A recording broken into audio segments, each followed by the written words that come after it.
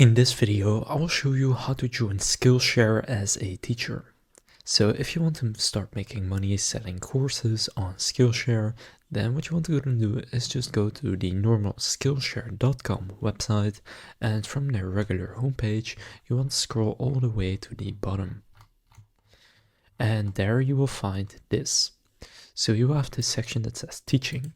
So go and click on the Become a Teacher link, and it will redirect you to this page. From here, click on Sign Up to Teach, and then continue with Facebook, Google, Apple, or email. Then it will say thank you for signing up, and you will be redirected to the next page. So from here, they will say thanks for your interest in teaching on Skillshare, and then they have a few questions. First, your language. I'll just select English. And then here you can sign up to become a teacher on Skillshare. So simply click Get Started. Then just go through the questions that they will ask. And then here you select your categories. So you can see they have a few of them. If it's not in here, then click Other. For this example, let's say music and audio.